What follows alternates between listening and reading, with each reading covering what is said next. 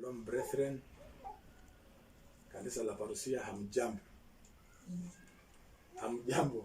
Hamjambo. Amen. Bwana siye sana. Basi tutaenda kuanza ibada ya siku ya leo na tutachukua video ili wandugu wetu ambao hawako na sisi wapate kufaidika. Bwana siye sana. Amen. Hallelujah. Hallelujah. Hallelujah. Hallelujah. Amen. Amen. Hallelujah. Hallelujah.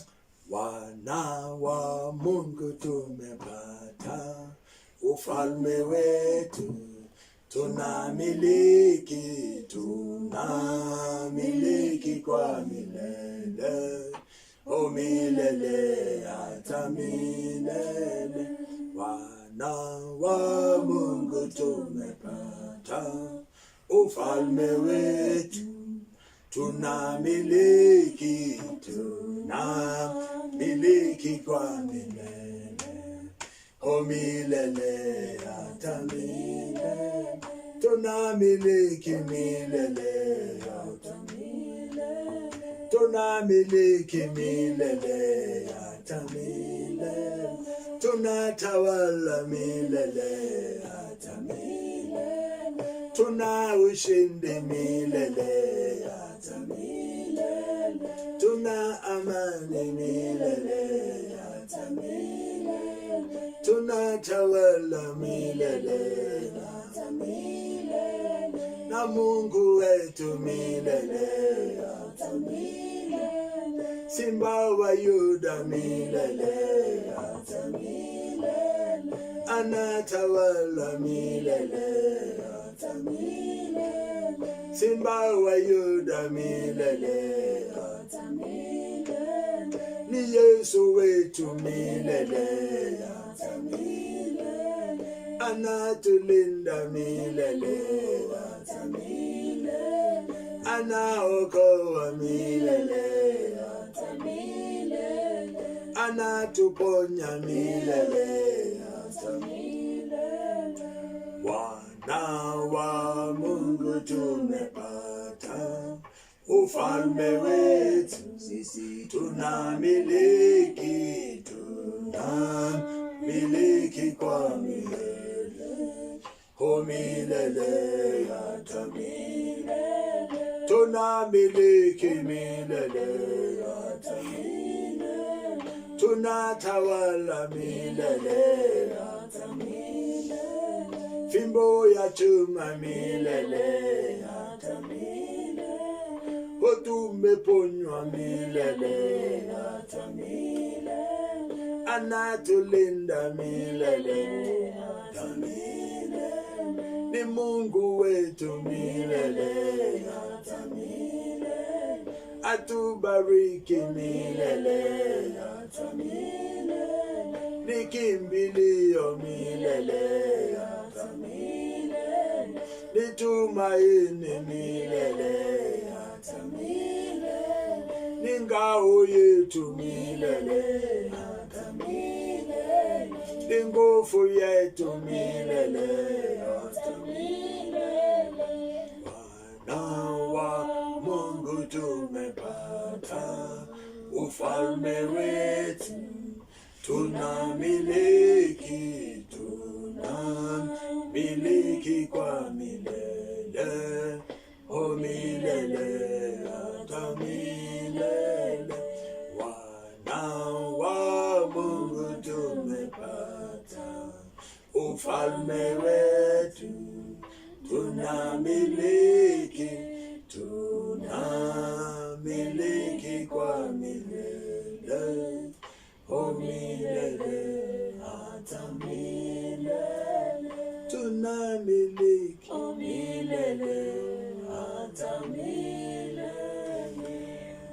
Unatupande mara tumiliki nchi, kuitoka Yordani hata baharini, na majitu yaliyoko yameshindwa, ukweli Mungu wetu.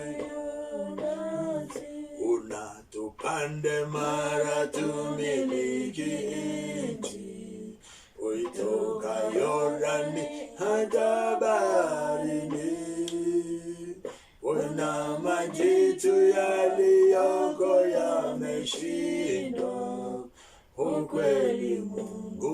wetu yunasi. Wina tupande mara tumiliki nchi. Uitoka Yordani hata baharini. Wina majitu yaliyoko yameshindwa. Ni kweli Mungu wetu yunasi. Wina majitu yaliyoko yameshindwa. Ni kweli Mungu wetu yunasi. Wina mapepo yaliyoko yameshindwa.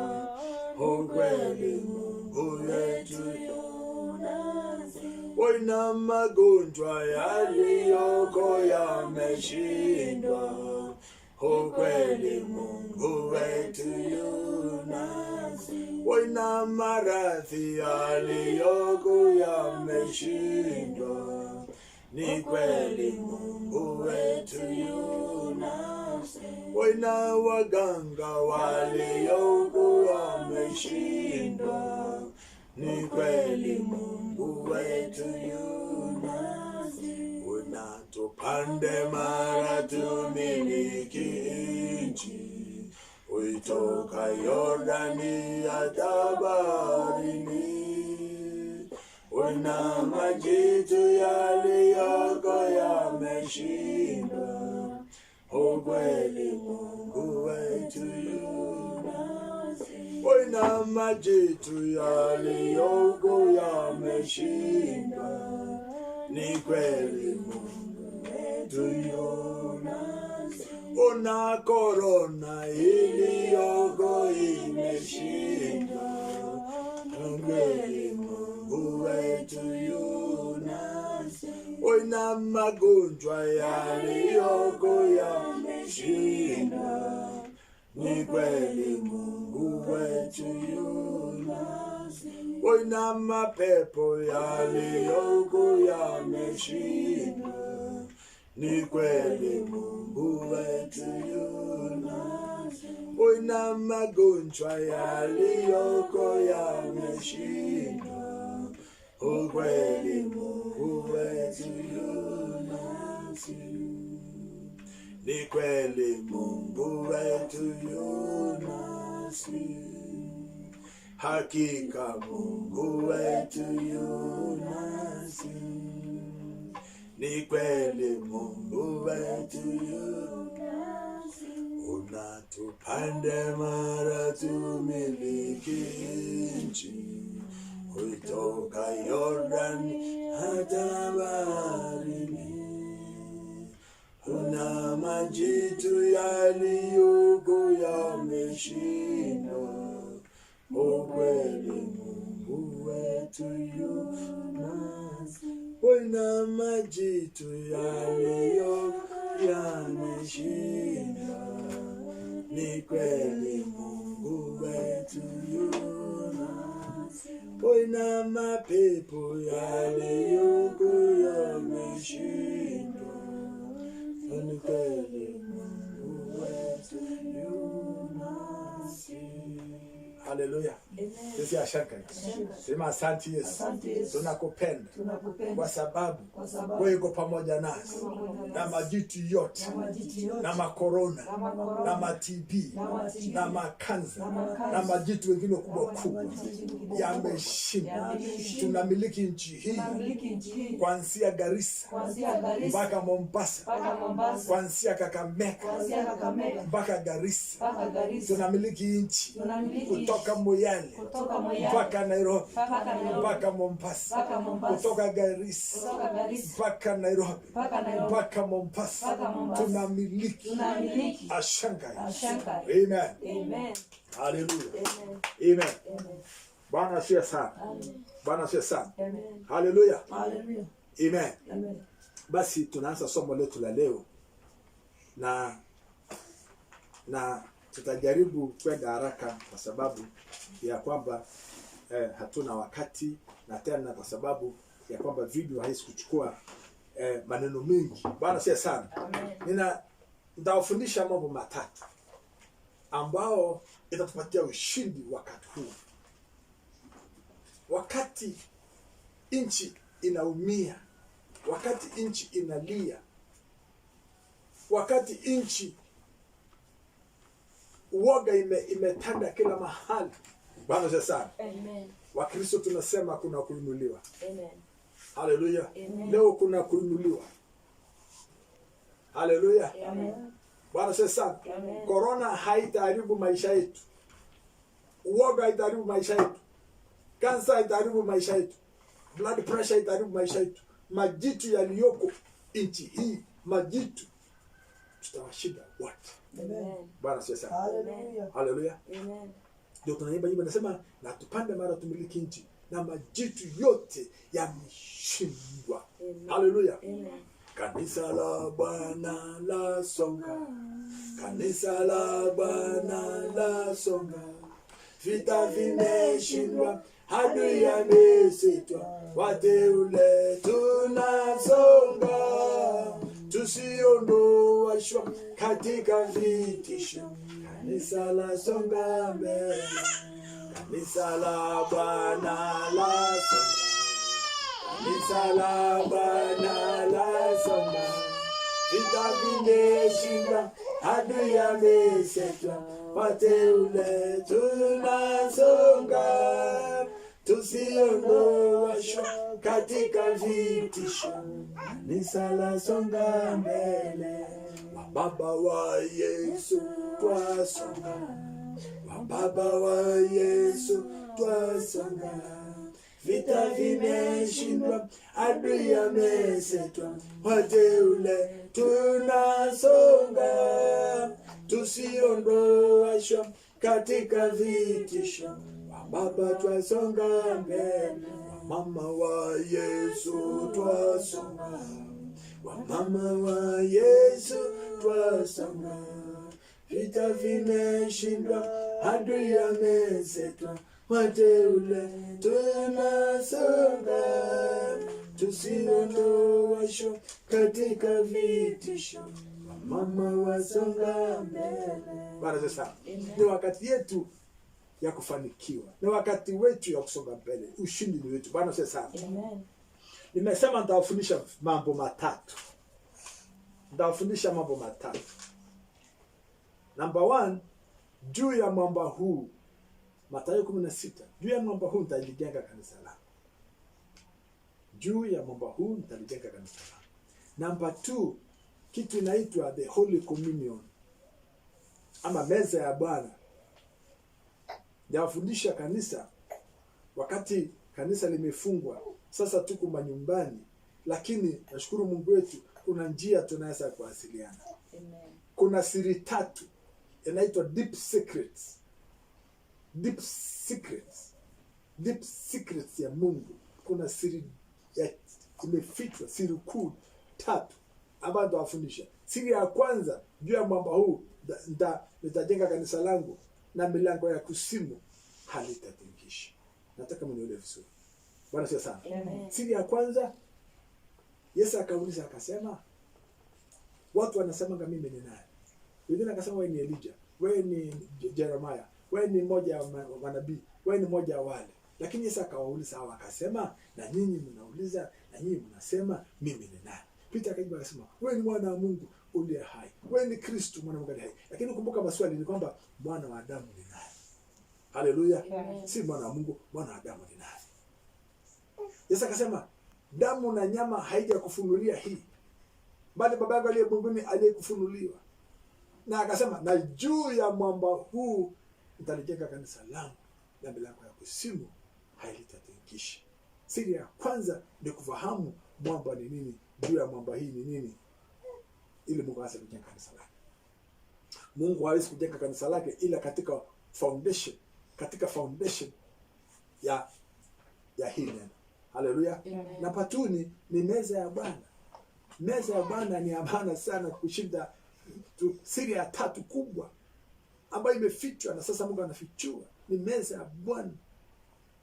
Tumekula meza ya Bwana na familia kadhaa hata kanisani. Lakini siri ya meza ya Bwana leo inatakana tufahamu meza ya Bwana. Haleluya. Siri ya tatu ni kuongea na Luka. Mambo ngapi haya? Mambo tatu. Bwana asifiwe sana. Kunena na lugha. Sasa leo kwa sababu ya wakati sitafundisha silaha ya siri ya kwanza na sitafundisha siri ya pili. Nitafundisha siri ya tatu ambao inaitwa kunena na lugha. Haleluya. Bwana asifiwe sana. Kunena na lugha, kunena na lugha. Kwa nini kunena na lugha? Kwa nini Marko 16 mstari wa 17. Mark 16 verse 17. Kwa nini Mungu alisema na ishara hizi zitafuatana na wale wanaamini? Kwa jina langu watatoa mapepo. Kitu ya kwanza Mungu alilist kwa ifuate sisi kutoa mapepo. Namba 2 akasema watanena na lugha mpya. Kwa nini Mungu alisema kunena na lugha? Nimesema siri tatu hizo. Nitafundisha siri ya tatu. Next time nitafundisha siri ya vile Mungu ataniongeza. Haleluya. Leo nataka kufundisha kitu kinaitwa kuongea na lugha. Maana gani? Faida gani? Kwa nini Mungu anasema tunene na lugha? Ishara hizi zinafuatana na wale kwa jina la watoto pepo watanena na lugha mpya. Kwa nini tunanena na lugha mpya? Kwa nini? Kwa nini Mungu anaelewa Kimasai, Mungu anaelewa Kiswahili, Mungu anaelewa English, Mungu anaelewa nini? Kwa nini Mungu anasema mtanena na lugha mpya? Na kitu ya kwanza shetani, kitu moja ya vitu ambayo shetani anatumia kuangamiza kanisa ni kufunga watu wasinene na lugha. Wakati tulikuwa tunanena na lugha, sisi wote tulikuwa tunanena na lugha. Kanisani tulikuwa tunanena na lugha. Tulikuwa naongea na lugha. Ilikuwa ni kusikia tulikuwa pupu. Kila siku tulikuwa na ushindi, hakuna kushindwa, hakuna magombano, hakuna shetani ndani ya kanisa. Lakini wakati lugha ilipotea, watu wakaanza kwenda kimwili. Yesu alisema watu yake wataongea na lugha. Na lugha hizi wacha nabii ni lugha ngapi? Aina ya lugha ni mbili. Bwana sio sana. Kuna aina mbili ya lugha ambayo tunanena. Number 1 ni lugha ya mbinguni. Mbinguni kuna lugha malaika na Mungu na nani wananena katika ulimwengu. Kuna lugha ya mbinguni. Mungu akisema mtanena na lugha, anasema mtanena na lugha ya mbinguni na lugha ya malaika. Lugha Paulo akasema hata nikinena na lugha za malaika. Kuna lugha ya kwanza ni ni kunena na malaika. Kwa hivyo wakati unanena na lugha, wewe unaongea na malaika. Unaongea na Mungu. Haleluya. Ni lugha ya mbinguni, lugha za mbinguni, si hapa duniani. Namba 2, lugha za dunia hii pia. Utanena na lugha za dunia. Haleluya. Wakati walikuwa ile room ya juu, the upper room, waliongea lugha 16 ya dunia. Lugha 16 waliongea upper room. Siku ile Roho Mtakatifu ilikuja juu yao, wakanena na lugha. Wakanena na lugha 16. Haleluya. Bwana sana. Matendo ya Mitume 2:8 inasema nini? Inasema walinena na lugha. Wakati Roho Mtakatifu alishuka, walinena na lugha. Kwa nini walinena na lugha? Walikuwa wananena na lugha. Alafu watu wakasema tumesikia watu wakiongea lugha yetu. Tumesikia lugha yetu mali tukisaliwa. Tumesikia. Lugha 16 ilikuwa inanena siku hiyo na wanafunzi. Kwa hivyo aina ya pili ya lugha ni lugha ya dunia hii. Lakini ni lugha ambao wenye kunena hawajui. Haleluya. Ndio wafundisha wenye kunena hawajui. Unanena lugha za dunia hii. Unaweza kuwa unaongea Kichinese, unaweza kuwa unaongea Kifilipino, unaweza kuwa unaongea lugha ambao huelewi. Kwa hivyo kuna kunena na lugha. Yesu akasema mtanena na lugha mpya. Mtanena na foreign languages. Hizi foreign languages ni lugha gani? Na kwa nini Mungu anasema lazima tunene? Na kwa nini ukikataa kunena unashindwa, unaanguka kiroho? Usiponena na lugha. Because Biblia inasema kila wakati wanafunzi wa Yesu wanapojaa Roho Mtakatifu, dalili ya kwanza ya kuonyesha kwamba huyu mtu amejaa Roho Mtakatifu ni kunena na lugha. Hata sisi leo tunataka kujua. Haleluya. Amen. Washa ile kuna lugha fake. Watu wananena hapa wanajifanya lugha za Roho Mtakatifu. Tunataka sisi tunaongea hizi habari ya lugha ambayo ni ya Roho Mtakatifu anakuwezesha. Kuna kitu nitakufundisha hapa. Kwa nini Mungu alisema tunene na lugha? Lakini sikiliza. Tunanena na lugha, nitakufundisha. Si Roho Mtakatifu ananena na lugha. Haleluya. Ni sisi ndio tunanena na lugha tukiwezeshwa na Roho Mtakatifu. Kwa hivyo wanafunzi walikuwa wanasema ya kwamba katika Biblia inasema katika Warumi, katika Matendo ya Mitume 2:8 inasema, tumesoma hapo Warumi Matendo ya Mitume 2:8 inasema na hao walianza kunena na lugha. Tumesoma hapo Warumi, kwa nini nimesema Warumi? Matendo ya Mitume 2:8. Haleluya. Amen. Matendo ya Mitume 2:8 inasema siku ile ya Pentecost. Haleluya. Amen. Siku ile ya Pentecost. Siku ya Pentecost Biblia inasema hivi. Acts chapter 2 verse 8.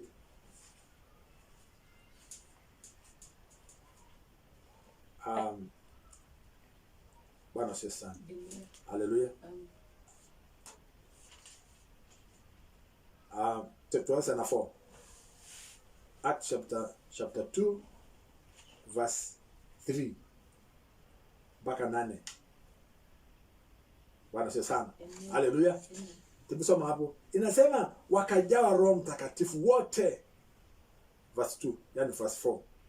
Wewe utasoma yote lakini tuanze na 4. Wakajawa na Roho Mtakatifu na wakaanza kunena na lugha. Haleluya. Vile Roho aliwezesha hawa kunena. Bwana sasa.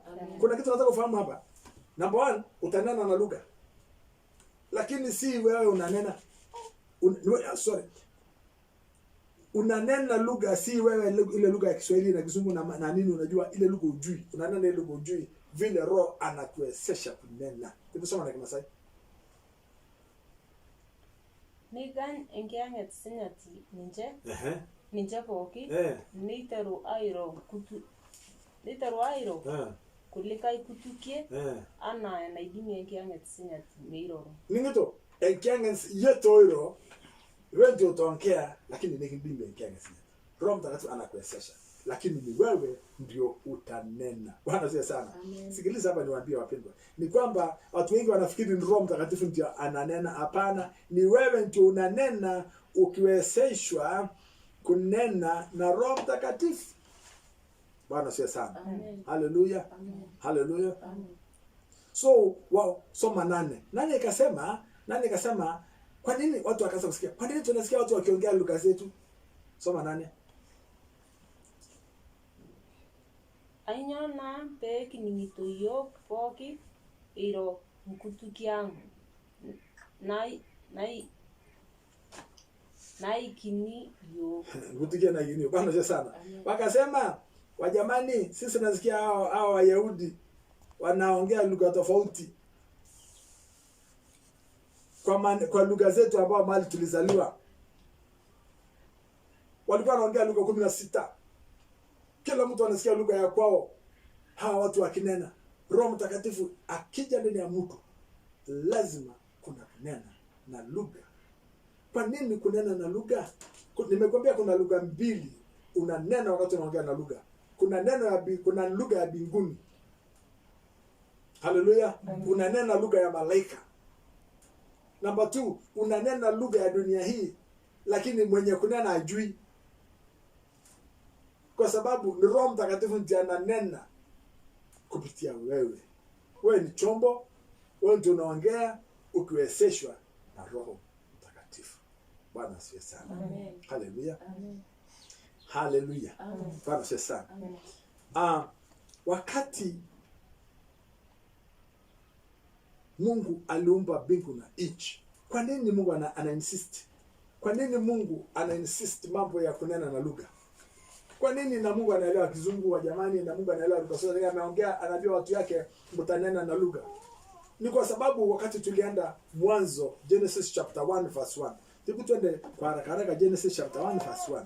Biblia inasema hivi, hapo mwanzo, sitaitia sana hapa kwa sababu si somo la leo, lakini nataka tu kukuonyesha kwa nini tunaongea lugha. Kwa nini Mungu anasema ongee lugha mpya?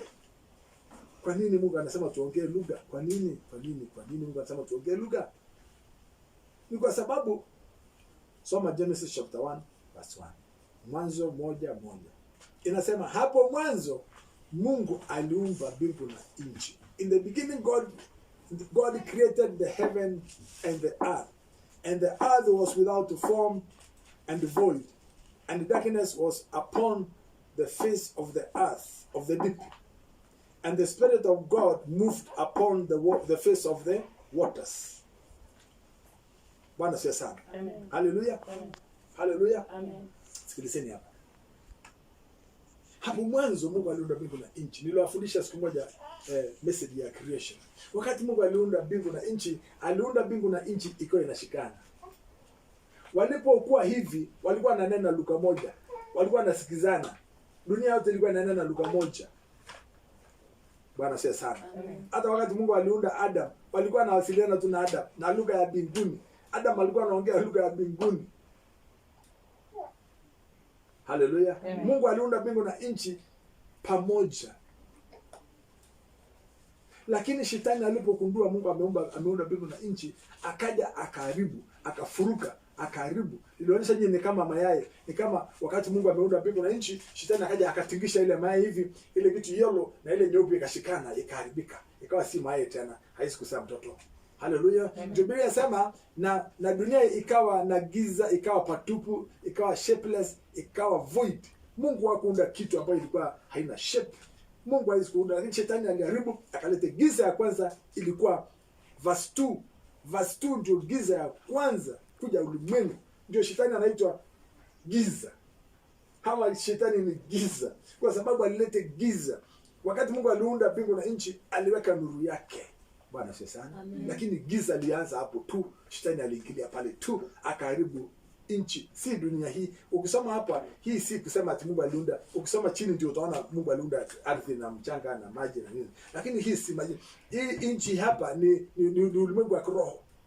Mungu aliunda ulimwengu wa kiroho pamoja mwanzo.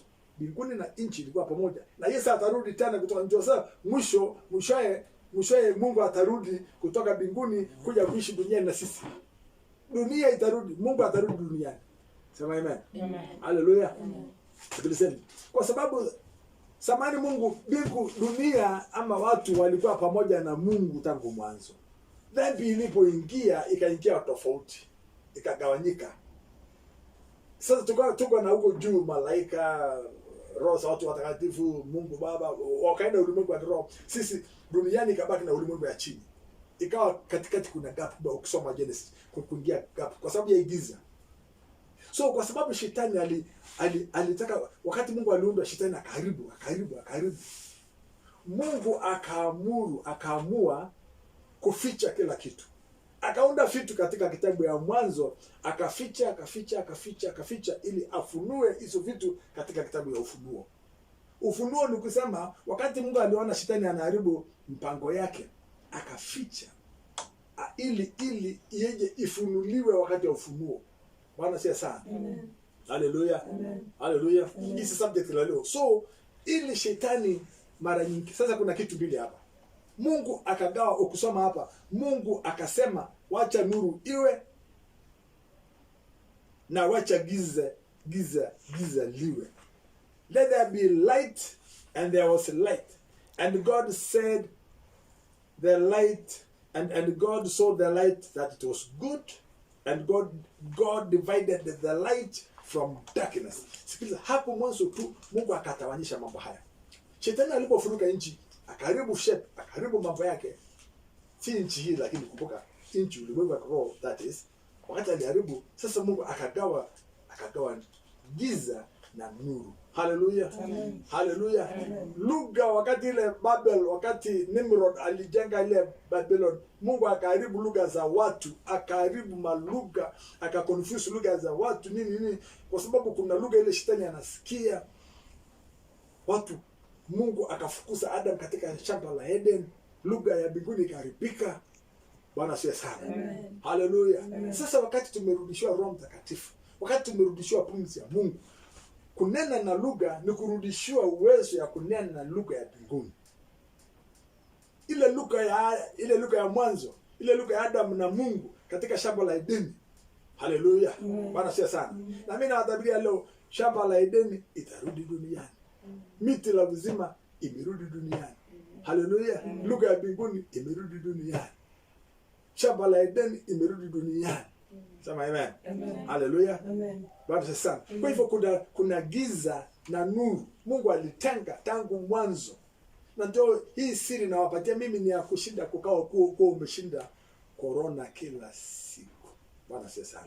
Biblia inasema katika waraka ya kwanza 1 John chapter 1 verse 5. 1 John ama waraka ya kwanza ya John inaitwa 1 John chapter 1 verse 5 inasema hivi. Inasema God ni nuru.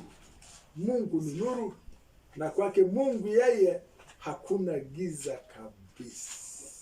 Haleluya. Bwana sio sana. Wajamani, tukishafahamu hayo maneno, corona tunasikia tu kwa mbali, sisi haitakaribia sisi. Kwa sababu gani? Corona imekuja kujenga sisi. Corona ikuje tupigane. Ilabia nyinyi corona atakuja. Na kuna nyingine mbaya itakuja. Tosha ya kuosha mkono na kufunga mapua. Na kufanya nini? Kuna nyingine itakuja ambayo hakuna kufunga mapua, inakuja na hewa. Kuna vita inakuja kubwa. Hii ni kama Daudi. Daudi alipigana na simba, akapigana na dubu, kisha akajifunza mwisho alikuja kushindana na Goliath. Bwana sio sana. Hata sisi hii corona ni kitu kidogo. Sabrina Ntwani anasema kwamba mtakanyaga simba na mtoto yake. Kwa hivyo hii ni mtoto wa shetani, bado iko nyingine inakuja. Lakini tunaposhinda, sababu hii ni kutufundisha sisi. Corona imekuja kufundisha Wakristo vita. Hallelujah. Mungu anasema anabariki Mungu wangu ambaye anafundisha, blessed be the Lord my God who teaches my hands to war and my fingers to fight. Mungu anatufundisha sisi tukujue tukupigana. Hii ni kutueleza namna ya kupigana. Na hii kitu mimi nakupatia ni silaha ya kupigana, ujue kupigana. Sema amen. Hallelujah. Hii ni silaha ya kupigana. Hii ni mafundisho ya kupigana. Hii ni riaso. Corona ni riaso. Ili wakati tunaenda vita kamili, tumekuwa jeshi la Mungu, tumekuwa askari kamili, tumejua vita, tumejua kupigana, tumejua kufunga, tumejua kukemea, tumejua kutoa pepo, tunajua kumwambia Mungu hii haitafanyika duniani na haitafanyika. Haleluya. Na Mungu anasema katika Job 22:29, anasema wakati watu wanaanguka, sisi nainuliwa. Na niambia tutainuliwa sisi kwa afya, tutainuliwa kiuchumi, tutainuliwa hata kwa masomo, tutainuliwa. Corona ni ya kuinua Wakristo. Bwana sasa. Haleluya. Hallelujah. Haya, tuseme 1 John chapter 1 verse 5. This is then the message which we have heard of him, and we declare it unto you, that God is light, and in him there is no darkness at all. Bwana sio sana. Huko katika mwanzo Mungu aligawa giza na nuru. Mungu akaitwa nuru na shetani akaitwa giza. Haleluya. Wakolosai 1 mstari wa 12 mpaka 13 inasema Mungu alitutoa katika ufalme wa giza akatoa katika ufalme wa Kristo, ufalme wa nuru. Yesu akasema nyinyi ni nuru ya ulimwengu. Haleluya. Hapa inasema Mungu ni nuru na kwake hakuna giza kabisa. Kama sisi ni watoto wa Mungu, corona ni giza wapendwa. Hiyo ni ufalme mwingine. Mungu ameweka mpaka hapa. Kuna gap kubwa sana hapa. Watu hapa ndio lazima fuga pande. Sisi tunaishi Goshen. Sisi tuna nuru sisi katika Goshen. Hapa hakuna katikati yetu na wale giza. Sasa hivi nikikwambia changanya giza na nuru haitachanganyika. Bwana sio sana. Kwa hivyo sisi kuchanganyika na corona haiwezekani. Sisi ni watu tofauti wapendwa. Haleluya. Bwana sio sana. Silaha tatu ambayo itatufundisha kushinda shetani. Silaha number 1, juu ya mambo huu utajenga hekalu langu. Silaha number 2, lazima ufahamu hii maneno. Ni Holy Communion. Kwa nini meza ya Bwana? Kwa nini Mungu analeta wakati corona inakuja mambo ya meza ya Bwana ikaanza kuinuka? Naambia nyinyi hatutafanya kidini sisi. Ndio wafundisha, wewe unakula meza ya Bwana pamoja na watoto wako. ni ukumbusho. Bwana sio sana. Lakini leo tuko na siri ya tatu inaitwa kunena na lugha. Sisi ni watoto wa nuru. Biblia inasema katika Isaiah 60 verse 1 to 2. Amuka na ung'are kwa sababu nuru yako imefika. Giza litafunika dunia na giza kuu litafunika watu. Si Biblia inasema hivyo? Lakini nyinyi nuru ya Bwana itainuka juu yenu. Kuna kushanganyikana hapo? Haleluya. So kwa nini Wakristo wanaogopa corona? Haleluya. Wanaogopa corona. Wanaogopa wametishika. Watu wametishika. Kwa sababu hawajui neno. Hii kitu imekuja Wakristo warudi kwa neno. Makosa itafanyika hapa. Badala ya watu kukimbilia Mungu na kukimbilia Biblia, watakimbilia nini? Dini. Haleluya. Unakuta mtu anambia ndugu, sasa unaona mambo yamekuwa mabaya. Wewe kuja kwa Mungu. Sasa mimi niko kanisa. Yego, wewe uko kanisa, hata mimi niko kanisa. Yego. Na Biblia inasema katika kitabu ya Ufunuo 18, tokeni kati yao mkatengwe nao ili msishiriki the plagues. Akina corona ni plague ama ni ugonjwa, magonjwa yake, tokeni msishiriki. Ile mtu yote atabaki kwa dini, kwa sababu anaenda kujifisha chini ya dini. Wapendwa, ni waeleze siri hii. Corona itawapata watu wa dini. Na tunaona hata huko Italy watu wengi sana waliuawa na corona, wengi ni wa dini. Kwa sababu kama sana tokeni kati yao msishiriki limita lenyana. Ento oronye pemishele pemingokaja msishiriki limita lenyana. So tunapoamua kukaa kwa dini, tunapoamua hata kuweka msalaba kubwa na kufanya msalaba hapa. Haleluya. Hata navaa msalaba mpaka huku. Na kuvaa nguo mrefu mpaka inagusa chini. Nafikiri kuna tofauti ya dini ya Catholic, dini ya Uislamu, dini yote hizi haina tofauti. Mungu amesema tokeni kati yao mkatengwe na asema Bwana sana. Kwa hivyo sisi kumbuka ya kwamba sisi ni watoto wa nuru. Giza halitakuja kwetu, lakini kwa sababu ya adui shetani, Mungu akaunda lugha watoto yake, basi warudi shamba la Edeni wanene lugha ya mbinguni. Ile lugha yeye alikuwa anaongea na Adam. Haleluya. Wakati Mungu alienda huko akanena na Adam. Adam uko wapi? Alikuwa anaongea lugha gani? Tunajua sisi? Hatujui lugha gani hiyo. Sababu sasa hiyo Waebrania wa Hebrews ama Wayahudi walikuwa bado hawaja kuja. Wayahudi walianza na Abraham. Haleluya. Abraham akazaa Isaac, akazaa Jacob, akazaa Israeli. So lugha gani walikuwa wananena katika shamba la Eden? Sasa kwa sababu ya hiyo nataonyesha kwa nini Mungu anataka sisi naongea ile lugha shetani anajua. Ni kwa sababu kuna lugha ya mbinguni ambayo shetani hajui. Na hiyo lugha ya mbinguni hata wewe hujui. Na kama ungejua ungefundisha shetani. Utafundisha shetani. Utaanza kusema, utasema tu mambo, unatafsiri na Kiswahili, unatafsiri mpaka shetani anasema kumbe. Haleluya. So Mungu akakataa sasa kujua hiyo lugha ya mbinguni ili shetani asijue na wewe usijue, lakini unaongea lugha ambayo wewe hujui.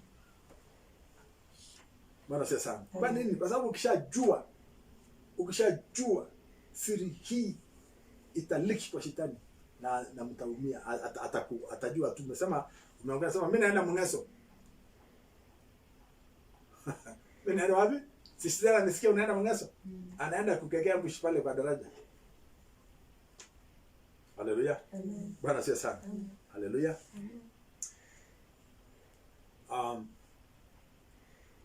Nataka tusome Wakorintho 4 mstari wa 6 na 7. 1 Corinthians chapter 4.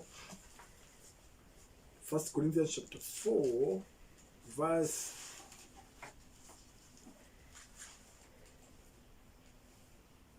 Hallelujah. Amen.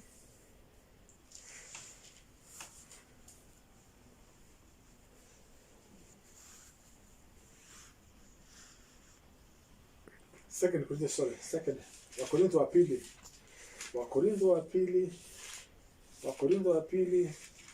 4.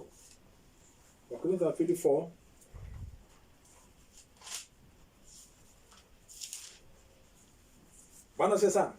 Sisi ni watoto wa nuru. Sisi ni watoto wa ufalme ule wetu. Shamba la Edeni linarudi duniani. Miti ya uzima, the tree of life is coming back to earth. Hallelujah. Bwana asifiwe sana.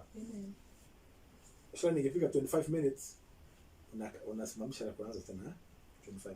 Okay? Hallelujah. Bwana asifiwe sana. Hebu tusome 6.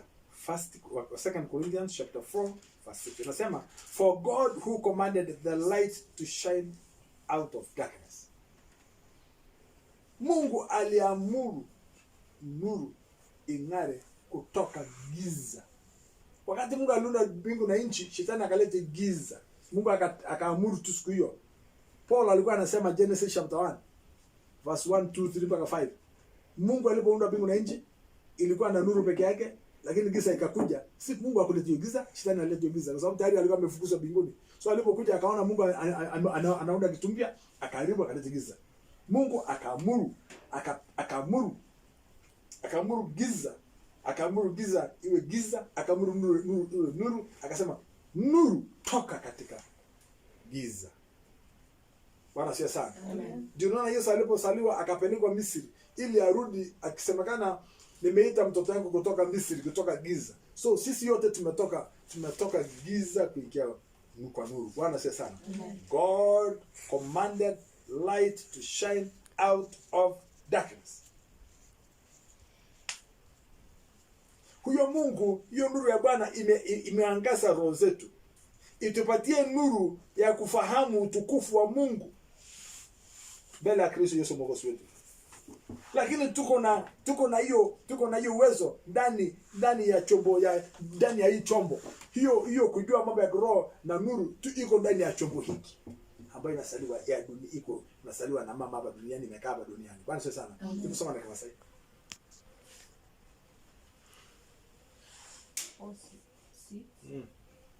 Amu ina tejo njo metawanga tawangan tenani ninyana tawanga tiatu antaujalang ayakiyo kewangan eyoleunoto enkito enkai te komono e Kristo. Tenkomo me Kristo. Ano tenkomo me Kristo. 7. Kake atia aiki kake atayok ele shumata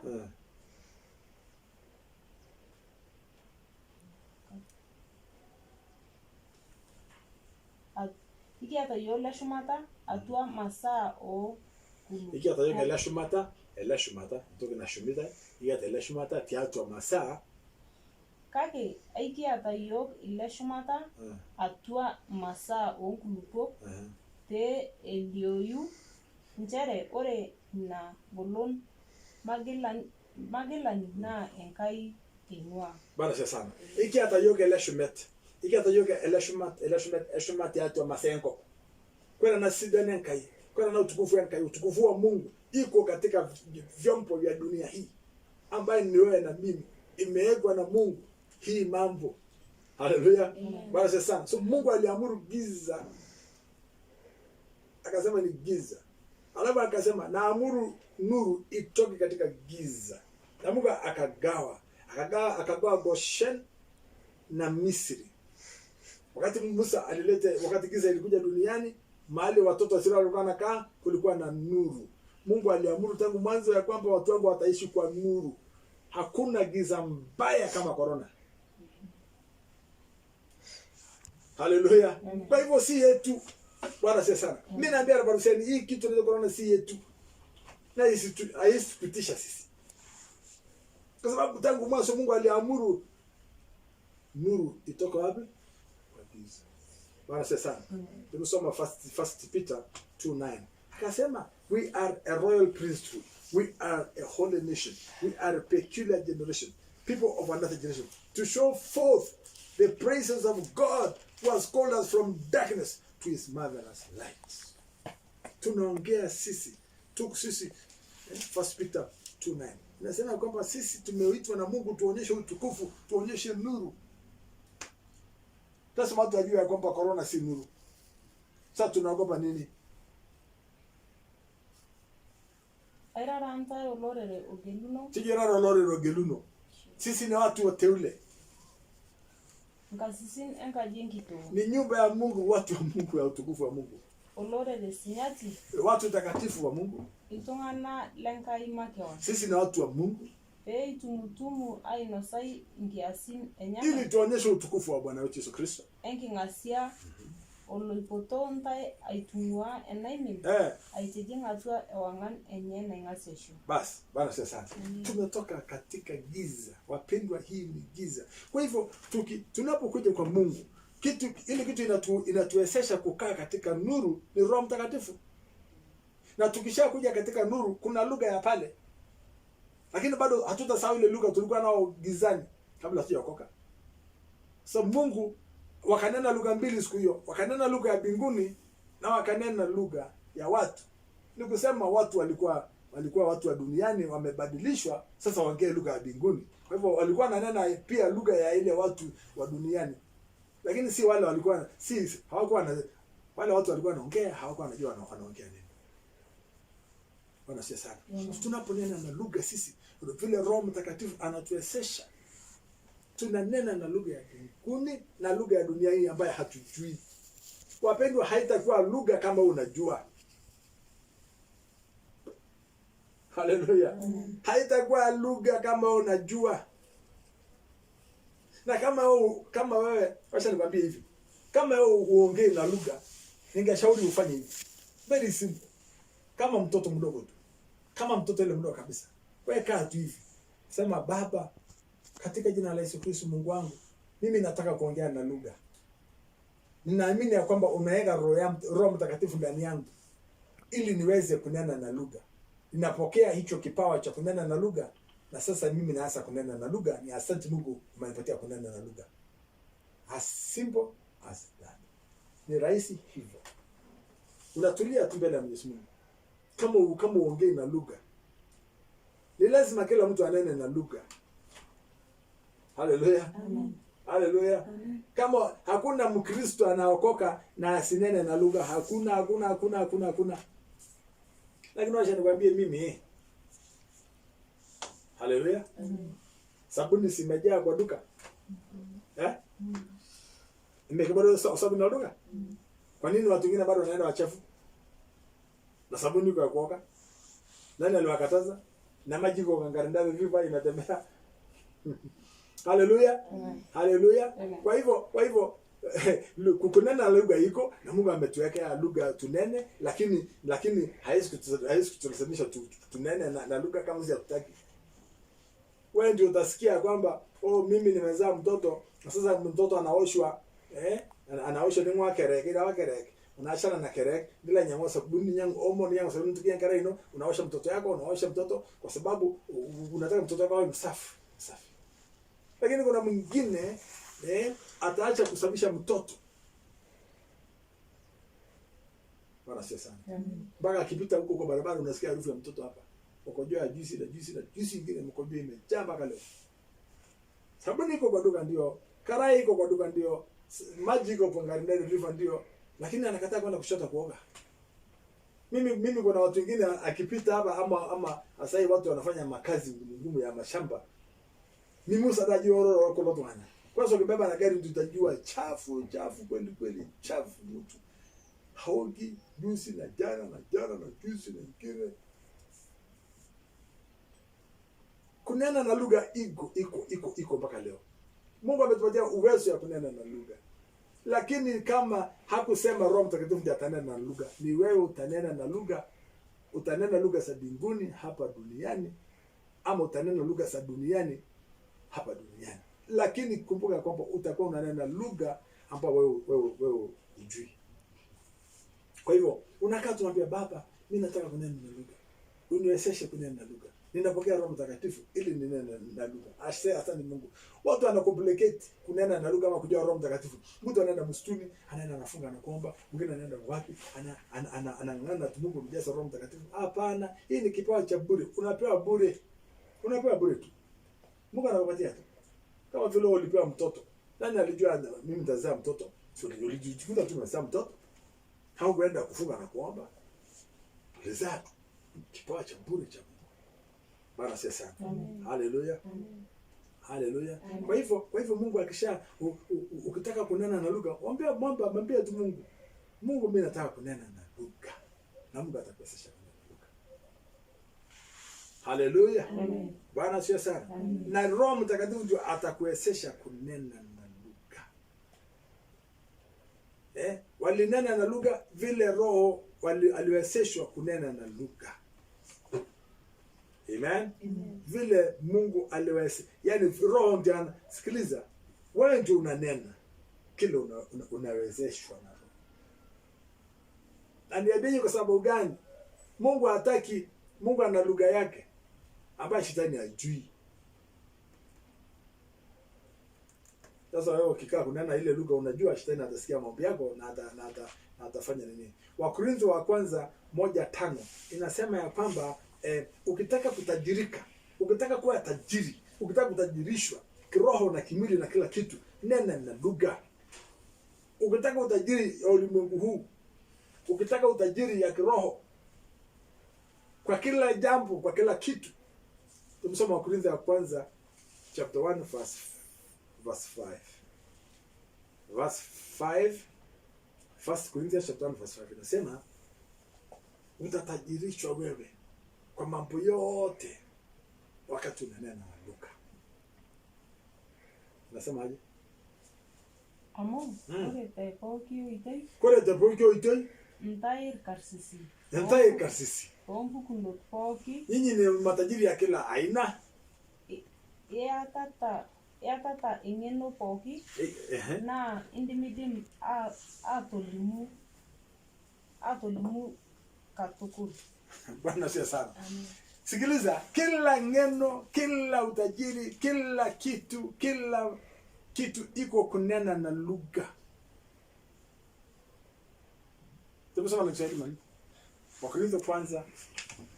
Kwa kuwa katika kila jambo mlitajirika katika yeye. Tunatajirishwa wapendwa, tukinena na lugha tunatajirishwa. Katika maneno yote na maarifa yote. 6. Tano. Bwana asifiwe sana. Ukitaka utajiri, ukitaka ufanisi, ukitaka mambo yote, wapendwa, nena lugha. Utajiri wote wa Mungu uko hapo. Utajiri ya mali ya dunia hii na utajiri ya kiroho. Unaenda, unajua kunena na lugha ni kwamba unaenda unachukua vitu ya siri ya Mungu. Roho Mtakatifu anakupeleka. Wewe hujui kuomba. Wewe kwa sababu unajua Bwana asifiwe sana. Haleluya. Bwana asifiwe sana. Kwa nini tunaomba na lugha? Kwa nini?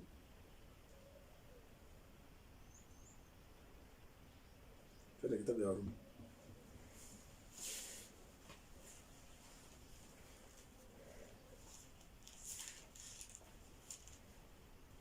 Bwana asifiwe sana.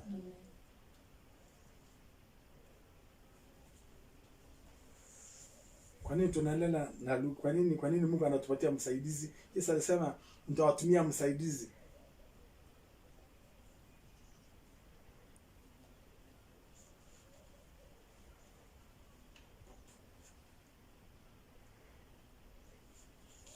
Haleluya. Bwana asifiwe.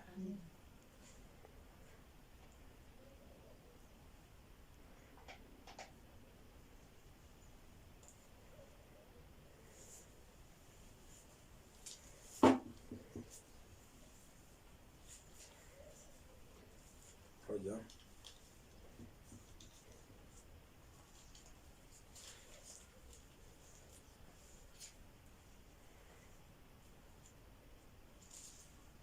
Bwana asifiwe. Amen.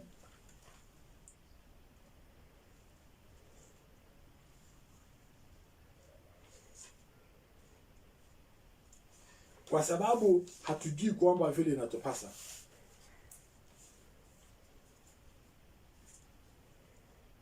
Haleluya. Amen.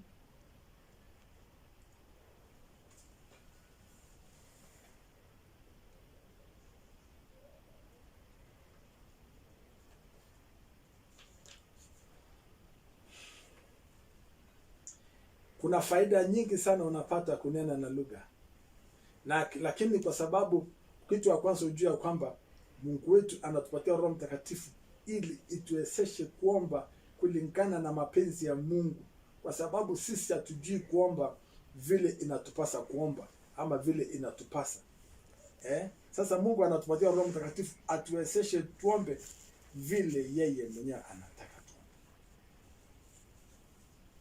Haleluya. Amen. Bwana asifiwe sana. Amen.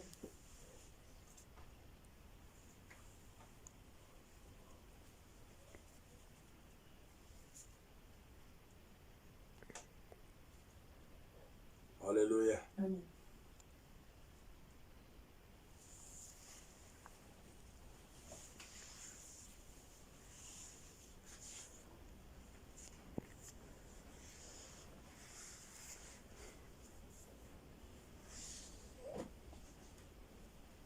Kuna maombi ambapo haleluya. Amen.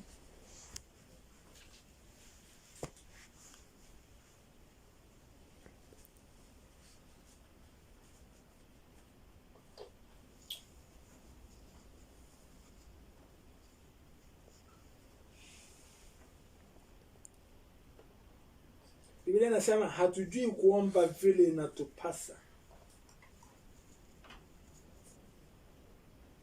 Kwa sababu hii wacha niambie, kuna vitu tatu wewe hujui kufanya. Hujui kuomba. Sema namba 1. Hujui kuomba. Namba 2, udhaifu wako ni hujui kuomba vile inatupasa.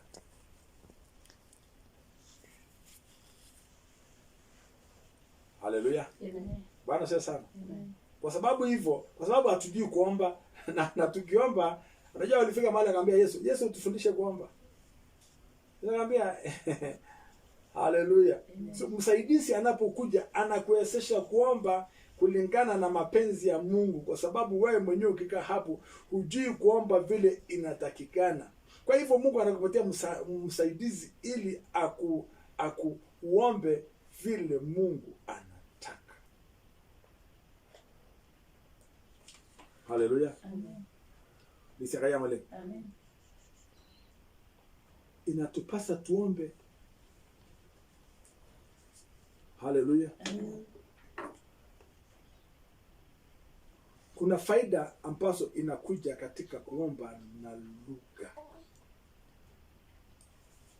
Mungu alisema tutaomba na lugha.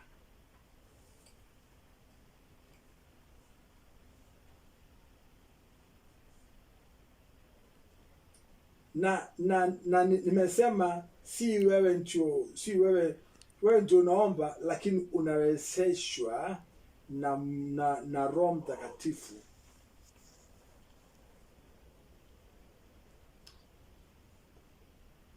Bwana asifiwe sana. Amen.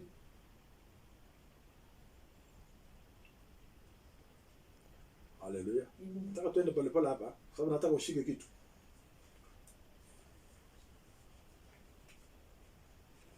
Wakati yeyote tunaomba, niambie sikiliza ya kwamba kuomba na lugha ina faida kwetu.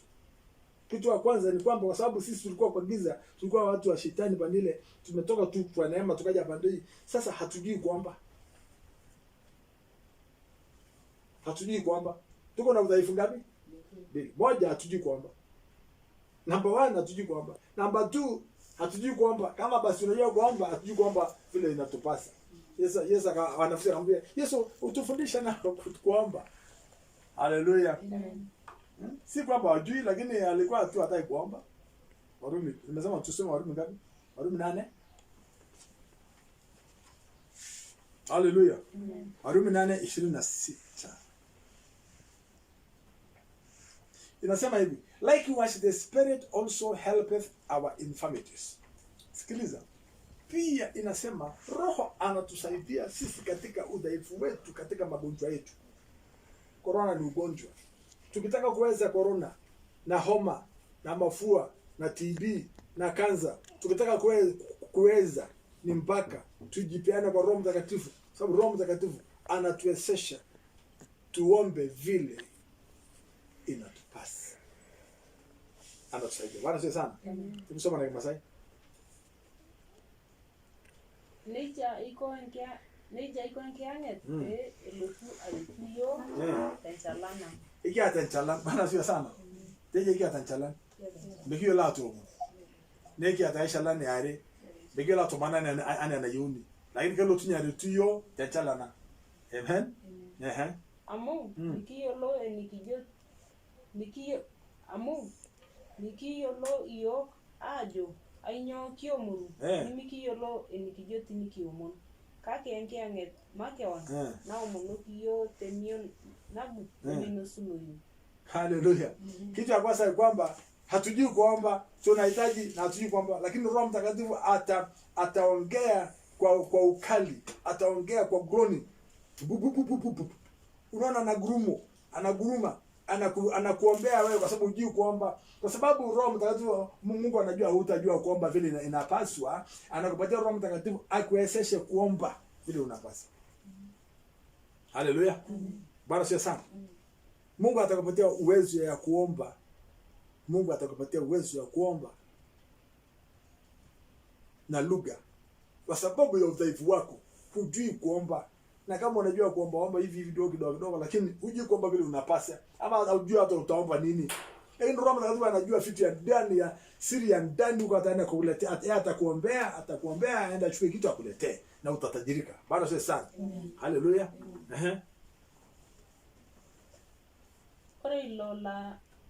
Ore ilola ninye ojur oltau nejur ninye neyiolo ninye ajo enkianget amu enkai nayieu neaku enkianget nanyikaki ninye. Bwana sio sana. Omba oltung'ana lenyana. Mungu anasema hivi. Wewe sio na kizungu. Likewise the Spirit also helpeth our infirmities. Helpeth hapa ni kusema nini? Roho anasaidia wakati vita inakuja kwako, wakati shetani amerusha kitu kwako. Nasikia? Sasa Roho Mtakatifu anashikana na wewe kupigana na ile vita. Roho ni msaidizi. Kunena na lugha anakuwezesha kupigana na ile adui ambaye amekuja mbele yako. So Roho anakusaidia. Sema the Spirit helps our infirmities. Anasaidia pamoja na wewe. Hakusaidii peke yako, lazima mshikane na yeye, msaidiane, akusaidie kushinda hiyo vita. Bwana sio sana. Kwa sababu anasema for as we ought. Hatujui kitu tunataka kuomba, ama hatujui kuomba vile inatupasa. Lakini the Spirit itself maketh intercession for us. Roho Mtakatifu anatunenea. Wewe fikiria mtu yule aneni na lugha, na Mungu anasema Roho ananena na lugha atuombee, atusaidie. Anafanya intercession. Anaomba kwa niaba ya yetu sisi, kwa sababu hatujui kuomba vile tunataka. Lakini unapoomba na lugha, sasa Roho Mtakatifu anakuombea. Tunaona mtu anaomba na lugha anakuwa na ushindi kila siku, kwa sababu hapa imesema kwamba hatujui kuomba vile tunapasa, na Roho Mtakatifu yeye mwenyewe anatuombea. But the Spirit itself maketh intercessions for us with groaning which cannot be uttered. Unaona mara nyingine mtu anaomba mpaka haishi kutamka. Unajua sasa hiyo Roho ananena akiguruma. Ananena mpaka hata mwenyewe anashindwa kutamka. Sasa anaingia anaguruma kama simba. And he that searches the heart knoweth what is the mind of the Spirit. Ile mtu anachunguza roho anajua ni nini iko kwa mawazo ya roho. Kwa sababu he maketh intercession for the saints. Roho wa Mungu maketh intercession for the saints according to the will of God. Sikiliza, Roho Mtakatifu anaenda anaombea watakatifu kulingana na vile Mungu anataka. Wewe hujui kwamba vile Mungu anataka. Tukijipeana kwa Roho Mtakatifu, tunanena vile Mungu anataka. Tunaomba vile Mungu anataka. Roho anakunenea, anakuombea vile Mungu anataka. Usipoomba na lugha, umepoteza kitu kubwa sana. Inaitwa hujui mind ya Mungu kwako ni nini, hujui Mungu anataka aje. Kwa hivyo unakosa msaidizi, wewe shauri yako unabongwa na shetani pale, kwa sababu hujanena na lugha, hujaomba na lugha, hujafanya ujasifu na lugha. Bwana sio sana. Amen. Haleluya. Wacha niwafundishe faida kama 7 ama advantages kama 7 hivi ama 5-7 kwa nini tunanena na lugha. Number 1, sema number 1 ni kuongea na Mungu direct. lugha ni kama simu. Haleluya. Sasa hii nikitaka kuongea na Magi ama na nani, nasema tutapiga simu ya Magi direct niongee naye. Alafu mtoto anachukua simu mimi naambia hapana, mimi nataka kuongea na mwenye simu. So it is a direct line, it's direct talking with God. 1 Corinthians chapter 14 verse 2. First wa Korintho wa kwanza 20 wa Korintho wa kwanza 14. Biblia inasema it's a direct line to God. Kuongea na lugha wewe ni direct communication na Mungu. Bwana siya sana. Unaona hii simu ni ya simu. Mtu akitaka kunena na simu atanipikia kwa line yangu. Haleluya. Haleluya. Kwa hivyo ni direct. Mungu ako na line na wewe uko na line. Mungu na line ya communication ambaye ni neno la Mungu kupitia Roho Mtakatifu. So network ya kuongea na Mungu ni Roho Mtakatifu, direct kwake, kwa throne. Mtu akikaa Mungu akikaa enzini. Haleluya. Mungu akikaa enzini, wewe unanena naye direct. Hebu soma hiyo 1 Corinthians chapter 14, ni kuongea na Mungu moja kwa moja. 14:2. Ore ilo iro tonge jaba. Ejo neme tonge jaba. Oje. Ore ilo iro tonge jaba oje neme iltunganak irori. Irori. Kake enkai. Bwana sia sana. Ore ilo iro tonge jaba oje neme iltunganak irori. Matone irori na iltunganak tinaka omo. Kaji nerudi enkai. Maombi sisi tunaongeanga na Mungu. Kwa hivyo yule mtu ananena na lugha haongei na watu, anaongea na Mungu direct. Lakini unanena tonge jaba oje kwa sababu hakuna mtu anaelewa ni lugha, unaongea lugha mbinguni moja. Lakini kama unaelewa kwa akili yako utajua. So faida number 1, unene na lugha ambayo hujui ni kunena na Mungu. Unaelewa hapo? Number 1 kunena na nini? Na Mungu. Haleluya. Bwana siya sana. Number 2, Roho anaomba, anakuombea. Tumeona sasa ya kwamba katika Warumi Roho ananena akikuombea wewe mwenyewe. Soma tu hiyo Wakorintho 1 Corinthians chapter 14 verse 14. 1 Corinthians 14. Ni njia moja ya Roho kunena ama maombi. Mungu Roho ananena. Roho anakuombea, Roho anaomba. Wewe hujui kwamba vile inapaswa. Unapojipeana kwa Roho Mtakatifu, Roho Mtakatifu anakuepusha magonjwa njiani, anaepusha watu wanaosha mkono hapa. Wewe utaenda mahali ambapo mkono ungepiki hiyo kitu. Roho amekuombea kitambo. Kuna simba amelala barabarani anataka kukugonga, amekuombea kitambo. Kuna ajali itaenda kufanyika mbele, amekuombea kitambo.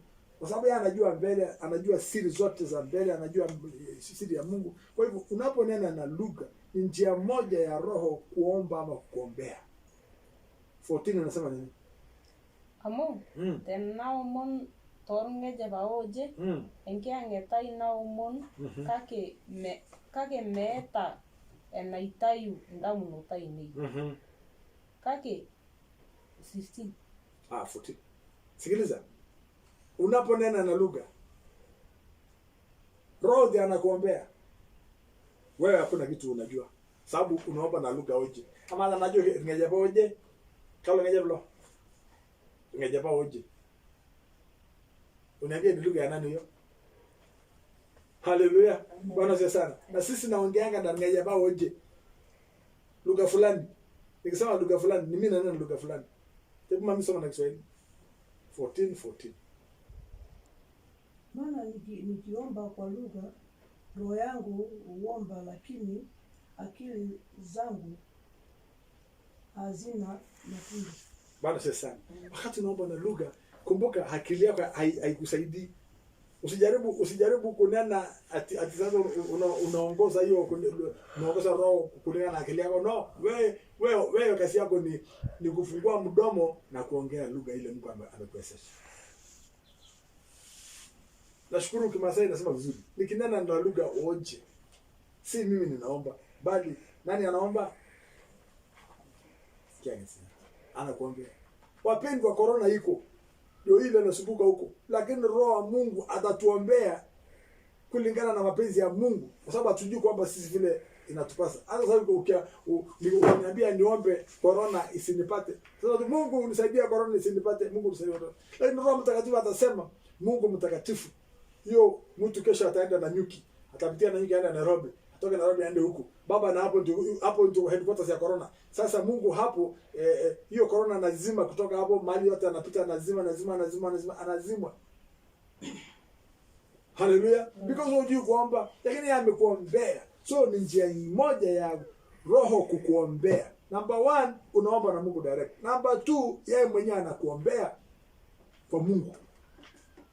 Kama Roho ndiye anakuombea kwa Mungu, corona itakuja kwako. Umeombea watoto wako, ameombea kila mtu, ameombea bwana yako, ameombea nini? Roho anaombea kila mtu na anakutajirisha. Bwana sia sana. Hallelujah. Hallelujah. Number 3, inajenga wewe kiimani. Sababu ya 3 lazima unene na lugha ni kwamba imani yako itajengeka na utajengeka. Jude chapter 1 verse 20. Jude iko tumoja. Sababu ya Jude 1:20 inasema mkijenga imani yenu mkiomba na Roho Mtakatifu. Mjijenge kwa imani yenu iliyo takatifu. Mukitaka kujijenga, mtu akitaka kujijenga wapendo, tiniyo ni buluta nkiange, tiniyo ni buluta nkirukoto, tiniyo ni buluta roho, nena na lugha. Hallelujah. Bwana sasa. Hallelujah. Tukisoma hapo, kitu ya 3 Roho anakuwezesha kufanya ni kujenga imani yako. Leo Biblia inasema yule mwenye haki ataishi kwa imani. Ukitaka hii imani ambayo unaishi nayo ijengeke, ukitaka uwe strong kwa imani, nena na lugha. Wale watu waneni na lugha haisikuwa na imani. Wacha nikwambie mimi, wewe chunguza, wewe anza kutoa macho yako hivi. Wale watu yote ambao hawaneni na lugha hata kama ni Wakristo, ni wagonjwa, wanashindwa, wana taabu, wana shida, wana nini? Kwa sababu hawajui kujijenga, hawajui kunena na lugha. Kisungu inasema hivi, Kisungu inasema 20, inasema but you beloved, building up yourselves on your most holy faith, praying in the Holy Ghost. Nyinyi wapendwa wangu, mkijijenga kwa imani yenu iliyo takatifu, mjijenge kwa kuomba na lugha. Lugha ni njia ya kujenga imani yako. Unaona watu hawana imani, si bure hawana imani, watapata imani aje na waombi na lugha. Na lugha imani inajengwa, na unajijenga mwenyewe kwa kuomba na lugha. Haleluya. Amen. Tumesoma hapo. Kaki. Oriental lanyor laine. Enteset ate na kirkuto ini na sinya. Ento mon tenkianget sinyati. Keto jo ento mon teke Masai. Ento mon teke Swahili. Ento mon tenkianget sinyati pisha tishet inya kirkuto ni na sinya. Building up yourselves in your most holy faith, pray in the Holy Ghost. Waje niulize maswali. Utakuwa basi na imani aje ya kushinda corona usipoomba na lugha? Number 1 ni kuongea na Mungu. Hallelujah. Number 2, hiyo Roho Mtakatifu msaidizi wako anakuombea vile Mungu anataka. Anaomba na kuepusha hiyo fitu yake. Number 3, unajijenga basi kwa imani, kwa sababu unaishi kwa imani, unajijenga kwa kuomba na Roho Mtakatifu, praying in the Holy Ghost. Bwana sasa sana. Hallelujah. Number 4. Tuko number 4 ama namba ngapi? Number 4. Hallelujah. Inajenga pia, inakujenga wewe mtu mwenye kuomba na lugha, unajengeka. Anakujenga imani na hata inakujenga wewe, tumebarikiwa sana. Nasikia watu wanasema mbarikiwa sana. First Corinthians chapter 14, Wakorintho wa kwanza 14:4. Yani inajenga watu, inakujenga. Mwenye kuongea na lugha anajengeka. Wewe unajengeka. Faida nyingine unajengeka. Ukiwa na watu wadhaifu kiroho, hawaombi na lugha. Kwa nini mimi naenda kanisani nasikiza hivi? Mara nyingine unasikia hiyo mtu haongei na lugha, utasikia roho, kuna hata lugha mingi, hata kuna wengine wanajaribu kujifanya ati anaomba na lugha, anachukua koko. Anasema lakini kuna ile mtu unasikia kweli huyu ananena na lugha. Utajua tu. Utasikia there is power, kuna nguvu. Mwenye kuomba na lugha kamili, lugha ya mbinguni, anaomba na nguvu. Utasikia kuna nguvu, kuna uwezo katika ile lugha yake. Hallelujah. Amen. Soma 4. First Corinthians chapter 14 verse 4. Oiro tolika ngeje. Yule anaomba kwa lugha Kiwani itubulu. Nasikia? Ngai itubulu. Kiwani itubulu. Ore ilo olimu okilikuwa ilenkai na isirite itubulu. Bwana sana. Sasa mimi nikihubiri pale kanisani na najenga kanisa. Lakini mimi nikinena na lugha mimi mwenyewe. Nikinena na lugha kanisani alafu itafsiriwe ni ya kujenga kanisa. Haleluya. Ndani na lugha itafsiriwe na jenga kanisa. Lakini nikiwa kwangu binafsi, nikipiga magoti mimi, kuona itubulu nikiongea na lugha. Na watu wameenda wakapingwa hata kuongea na lugha. Anaambia ile lugha sikusi ya ile lugha ya Supuko wachaneni naye.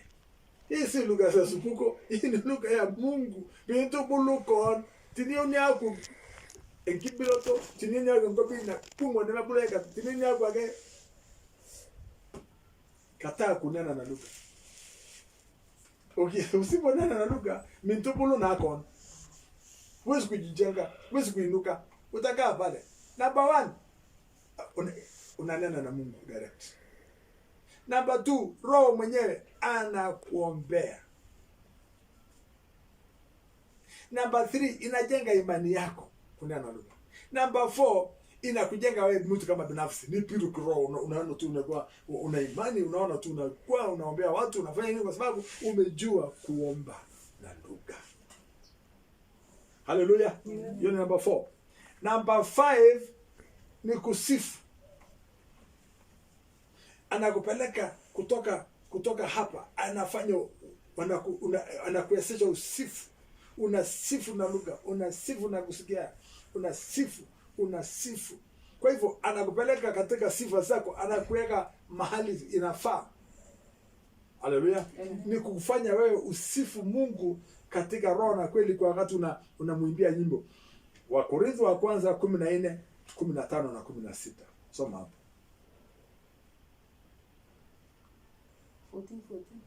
14, 15 sasa. First Corinthians chapter 14 verse 15 na 16. Kana as au monake ndafanya nini? Ndaomba tu tenkeanget ai kake au mon akesi to ndamulutaini. Sikiliza, Paulo anasema mimi nitafanya mambo mbili. Nitaomba kwa Kimasai na nitaomba pia kwa Kiswahili, kwa lugha. Naran tenkeanget naisis akesi tenaran akesi to ndamulutaini. Bwana sana. Mimi naanza kusifu Mungu kwa lugha ile mimi najua. Haleluya. Na mimi naanza kusifu Mungu pia kwa lugha. Nasikia kuna mambo ya utaomba kwa lugha, utasifu kwa lugha.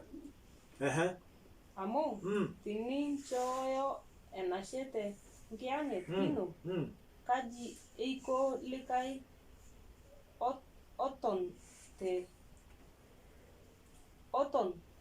te atua entumo be edu. Yaani Bwana sana.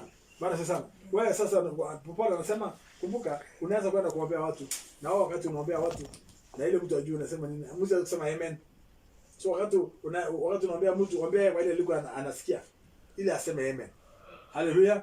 Bwana sana ili umfundishe. Lakini sikiliza hapa. Paulo amesema mimi naweza kusifu kwa lugha, naweza kusifu kwa ile lugha mimi nasikia. Naweza kusifu Kizungu, naweza kusifu Kimasai. Haleluya. Na mimi mara mingi niwafunye namna ya kuimba. So ni njia moja ya kusifu Mungu. Ni njia ya kusifu Mungu. Haleluya. Bwana sana. Number 6 ni kukutajirisha wewe. Vile tumesoma katika Wakorintho wa kwanza 1:5. Wakorintho wa kwanza chapter 1 verse 5. ni njia ya kutajirisha wewe, ni njia ya kuchukua mambo ya Mungu ambayo imefichwa, ni njia ya kuleta mambo ambayo iko pale, ni njia ambao utakuwa karsisi. Ukitaka utajiri ya dunia na roho, omba na lugha. Haleluya. Number 7, utakuwa unachukua mambo ya siri. Roho Mtakatifu anachukua mambo ya siri na kukuletea. Haleluya. Kuna vitu imefichwa huko ndani ya Mungu. Ukinena na lugha, Roho Mtakatifu ataenda achukue hiyo kitu ya siri anakuletea. Anachukua kitu kingine Mungu ameficha anakuletea. Hujui iko wapi? Hujui Mungu iko na kitu gani wapi? Yeye anajua. Ndio Mungu akasema Roho Mtakatifu ni msaidizi wenu. Bwana sifa sana. Haleluya. Wakorintho wa kwanza chapter 2 verse 7 to 13. Nataka tusome hapo, alafu sasa tumalize hii ibada ya leo. Haleluya. Roho Mtakatifu ataenda kuchukua siri zote, vitu vimefichwa akuletee wewe. Amen. Haleluya. Wakorintho wa kwanza 2:7 inasema hivi, but we speak the wisdom of God in a mystery. Sisi tukinena na lugha, tunanena lugha ya mbinguni, tunanena siri ya Mungu, tunanena siri ya Mungu. We speak, inasema, but we speak the wisdom of God in a mystery, even the hidden wisdom which God ordained before the world unto our glory. Tunatafuta utukufu. Sisi pamoja tunatafuta utukufu. Kuna siri Mungu ameficha tangu dunia kuumbwa. Sasa Mungu anasema hivi. Anasema ukinena na lugha. Haleluya. Tunanena tunawezeshwa. Tunene hekima ya Mungu, maarifa ya Mungu ambao ameficha tangu dunia, kabla dunia kuumbwa, kwa ajili ya utukufu wetu. Unataka utukufu? Unataka kujua na utukufu? Unataka kujua na Mungu? Nena na lugha. Kwa sababu kuna siri Mungu alificha na italetwa tu kwako. Utashirikishwa hiyo siri za Mungu ambao Mungu alificha tangu dunia kuumbwa. Utashirikishwa tu ukinena na lugha. Kuna siri mingi huko. Kuna vitu imefichwa. Kuna mali mingi wa Mungu. Lakini haitakuwa yako unless you speak in tongues. Kama utanena na lugha, hiyo vitu haitatoka kwa Mungu. Mungu atarelease hiyo kitu kinena na lugha. Usiponena na lugha Mungu anakaa tu, because sana atakwambia hujui iko. Wewe sasa unajua tu kuna uponyaji, kuna pesa, kuna ng'ombe, kuna mbuzi. Hujui kitu kingine. Lakini kuna vitu vingi ambavyo hata hatujajua kwa hii akili yetu. Roho anajua, ataenda kukuletea. Ukinena na lugha ataenda pale akuletee. Bwana asifiwe sana. Which none of the princes of this world knew, for had they known it, they would not have crucified the Lord of glory. Kama watu wa dunia wangejua, hawangeweza kumsulubisha Yesu. Kama vile imeandikwa, as it is written, eye has not seen, ilitodo lengongo, nor ear heard, itojinkyo, neither has entered into the hearts of men, the things which God has prepared for them that love him. Ningito, ile vitu macho bado wana, masikio bado sikia. Kitu haijaingia roho sawa. Hata wewe mwenyewe hujui. Ile kitu Mungu amekutayarishia. Kuna vitu Mungu amekutayarishia wapendwa, lakini ni zako tu ukiombewa na Roho Mtakatifu.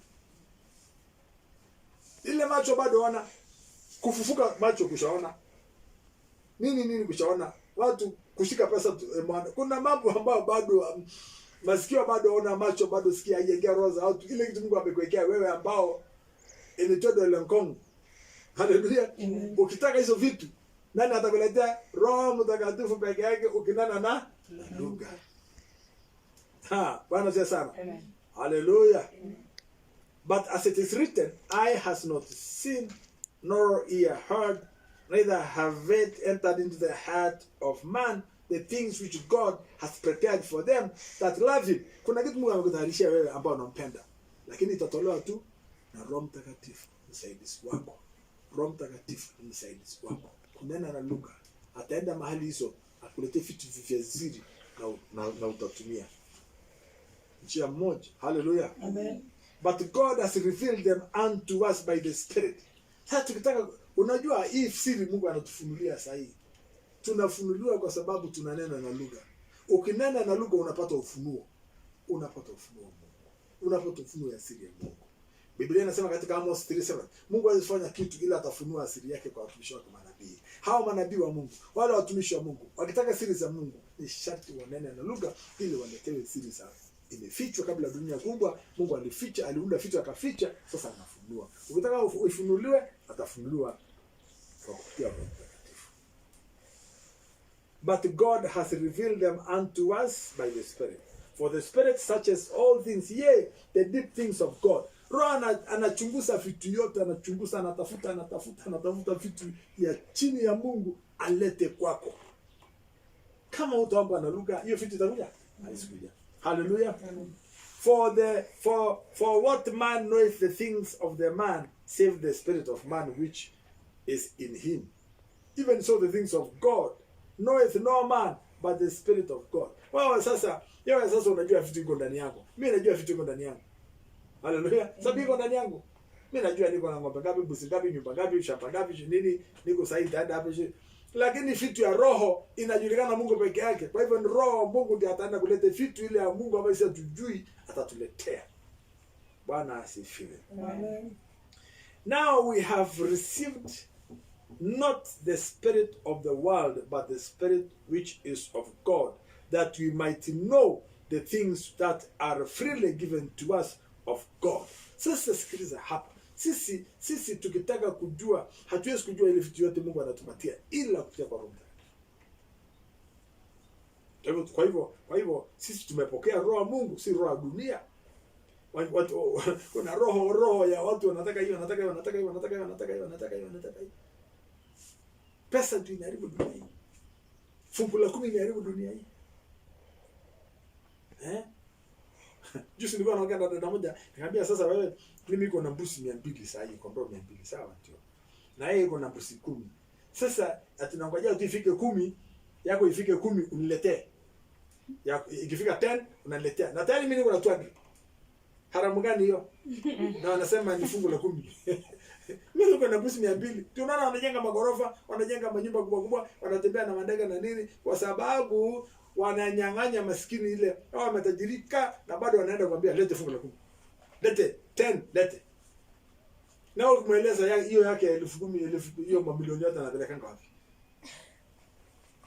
Haleluya. Bwana sio sana. Haleluya. Kwa hivyo sisi hatuko huko. Sisi hatuko huko. Hatujitahidi kwa injili. Wewe utatoa kwa roho yako. Wacha tukae bila kitu, hata bila kanisa kumalizika, lakini watu watoe kwa roho, kwa hiari ya ndani ya roho yake. Bwana sio sana. Which things also we speak, not in the words which man's wisdom teaches, but which the Holy Ghost teaches, comparing spiritual things with spiritual things. Sasa sikiliza, kuna vitu Mungu anatupatia bure na Roho Mtakatifu atatuletea. Lakini pia kuna mambo hapa. Roho Mtakatifu anafundisha vitu fulani, si ile akili ya wanadamu. Watu siku hizi wanaenda, hii makanisa imeundwa ni akili ya mwanadamu. Watu siku hizi wanatembea na akili ya mwanadamu. Si Mungu tena. Hallelujah. So kuna tofauti ya ile kitu ambacho Mungu anaunda na ile ambayo mwanadamu ameunda. Kanisa la sasa ni ya mwanadamu anaunda, kwa hivyo anaendesha vile anataka. Kwa sababu mtu ya kimwili, mtu ya kawaida hapokei vitu kwa Mungu, kwa sababu kwake ni ujinga. So haiskwela. Lakini but he that is spiritual judges all things, yea, himself is judged of no man. For who has known the mind of the Lord that he may instruct him, but to have the mind of Christ. Wakati sasa unanena na lugha, unaletewa the mind of Christ, ama mawazo ya Bwana. Unakuwa na mawazo, hekima ya Mungu, hekima kutoka mbinguni, hekima kutoka Roho Mtakatifu, hekima kutoka kwa Mungu unaponena na lugha. Bwana sana. Kwa hivyo wakati unanena na lugha, anakusaidia kwa magonjwa, anakusaidia kwa udhaifu wako, anachukua ile kitu, anachukua ulinzi, anakuletea, unaponena hivyo Mungu anaamuru malaika wanakuchunga, kwa sababu unanena na lugha za mbinguni. Haleluya. Amen. Haleluya. Mimi sijui kama wakati mbingu itarudi hapa duniani tena tushanganyikane kama hapo mwanzo, ama shamba la Eden ikianza, kama lugha itapotea, ama bado utaongea tu lugha hizi ya sasa, mimi sijui. Lakini kitu moja mimi najua, kuna lugha ya mbinguni. Ile lugha Mungu alikuwa ananena na Adam tangu mwanzo. So ukitaka kushinda corona na maradhi zingine zote, omba na lugha. Usiache kuomba na lugha. Lugha nenda anachukua vitu ya Mungu anakuletea. Ile macho bado ona anakuletea. Ile masikio hata masikio yako hajasikia anakuletea. Macho yako bado ona anakuletea. Haijaingia kwa roho yako atuombe sababu hujui.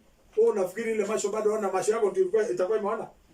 Mungu anasema ile macho bado ona, macho yako ndio hii inaona. Hata hujui masikio hii yako, hata masikio yako haijasikia, ile masikio bado sikia, including your own ears. Your own ears have not heard, your own eyes have not seen, your own heart hata roho yako haijapata. Ile kitu Mungu amekutayarishia. Kwa hivyo kwa sababu hujui umetayarishwa nini, ujipeane kwa Roho Mtakatifu ili akuletee ile kitu ambacho Mungu amekutayarishia. Ulinzi anakutayarishia. Afya nzuri anakutayarishia. Kama tu utanena na lugha. Bwana asifiwe sana. Kwa hivyo hii faida 7 ukichukua na kuweka kwa maanani, itakulinda na corona, itakulinda na taabu zote. Mimi sijui nitaeleza zaidi hapo namna gani, mimi nitafika hapo siku ya leo. Bwana asifiwe sana. Kwa hivyo hii ndio nataka kufundisha siku ya leo, ya kwamba kunena na lugha ina faida kubwa sana, kwa sababu inatukinga, inatuzuia, inatufanya nini? Haleluya. Amen. Mungu atakwambia usipande gari, sababu Roho Mtakatifu uko naye, anachukua ya baba na kutuletea sisi. Haleluya. Bwana asifiwe sana. Haleluya. Nafikiri nimewafaidi ujumbe wa leo. Sasa hiyo ni siri ya 3, lugha ya mbinguni. Tukinena lugha ya mbinguni, corona haiwezi kujua, shetani haiwezi kujua. Lugha ya mbinguni, mashetani haiwezi kuona wewe umefichwa. Lugha ya siri, lugha ya mbinguni, lugha ya Genesis chapter 1 verse 1 ndio tunanena. Lugha ya shamba la Edeni ndio sisi tunanena pamoja na malaika, lugha ya malaika. Haleluya. Bwana asifiwe sana. Na Mungu awabariki sana. Haleluya.